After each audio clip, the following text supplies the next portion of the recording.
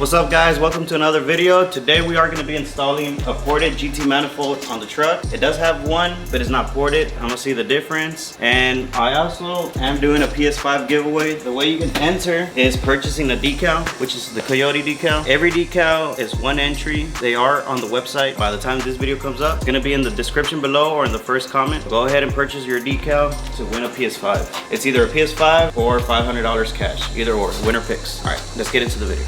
This is a ported manifold. They did port out the front by the throttle body and also where the valves go. I do have the other one, but that one's not ported. It's just the stock one. So we'll see the difference between this one. I did get this one from Orlando because he's getting a Whipple and he didn't have no use for it. So let's install it. All you got to do is take off the fuel rail, a few bolts. That thing comes off. You got to take off the cold air intake as well. So let's get into the video. So you take this off with either flathead or an actual the bit size. There's a bolt right here to take off the filter, and then there's another one over here to take off this tube, and then we'll just remove the throttle body.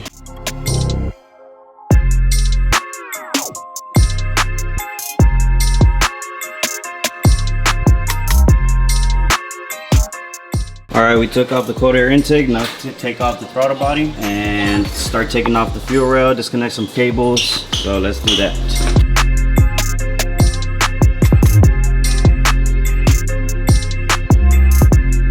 Alright, I did take off the throttle body. You see how this one has these little like flanges type, and it's not even cut or anything. I did take off the weather seal and I switched it to the other one, which is this one. You see how this one doesn't have the nothing and it's all smooth, so it's ported. Let's take off the fuel rail now and disconnect some wires.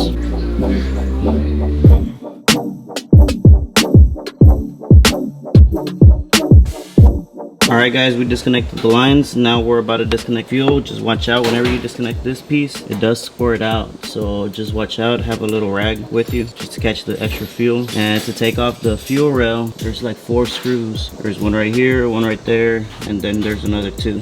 Disconnect this and take off the fuel rail, move it to one side.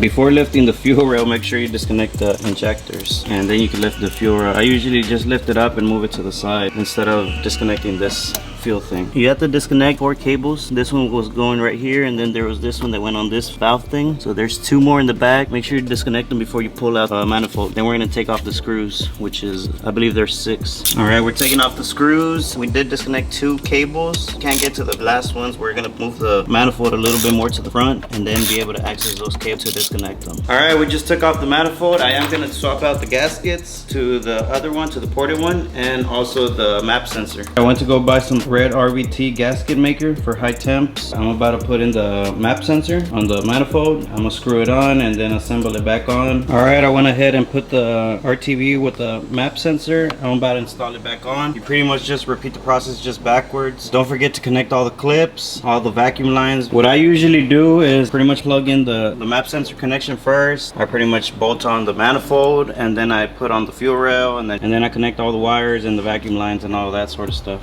So you're gonna see me right now. I'm gonna do a little time lapse.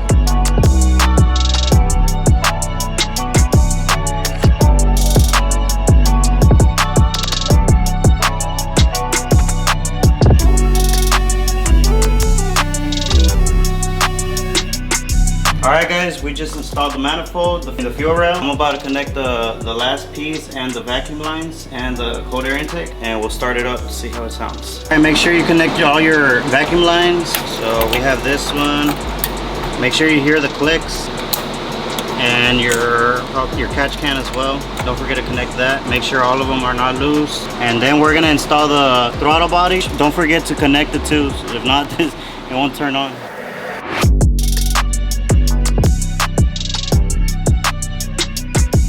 Alright guys, the next upgrade for sure, we are going to be porting the throttle body so it can match the manifold, and we're going to be installing the headers as well, which I do have them here. I am going to be installing them. We purchased jacks and all that, so that'll be on a different video. Just make sure you connect everything back together. Just check the vacuum lines and all that. Make sure every bolt is laced and you don't have extra screws. And let's turn this on. Close this in case it explodes.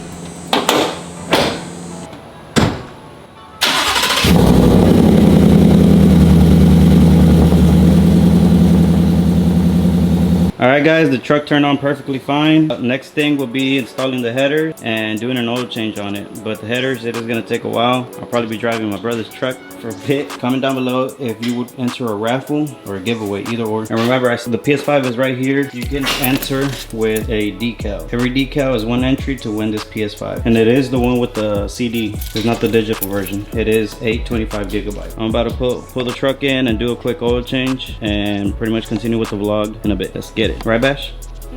Alright, I got Valvoline and I got an AC Delco oil filter, which they say is the best ones for Chevy. It's pretty much genuine GM filters. So let's do this oil change. I do got the little bucket to catch the oil. And the good thing is that this truck's not dropped yet, that I could go under it without a jack stand. Let's get it.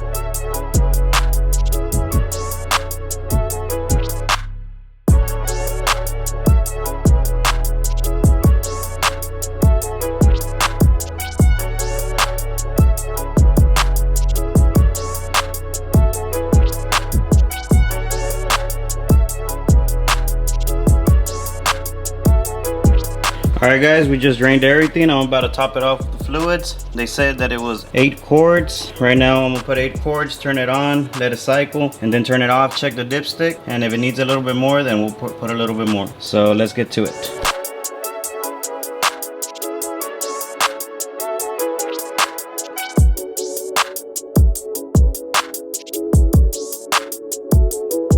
Alright guys, I put 8 of them. It looks like I put both of the whole jugs, but I went ahead and filled this one up to the number 3 so it could be till 8. This one still has the rest of it, the other 2 quarts. Right now we're gonna turn it on, let it cycle, and check the dipstick. See if it needs more, we'll add more.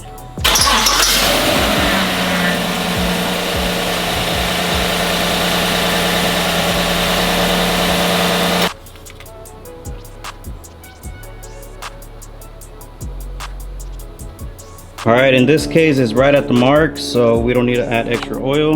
I'm gonna turn it on, move it back again, run it a little bit, let it cycle, like I said, and she should be all good. I just resetted her thing so it can show 100% on the oil life, and yeah.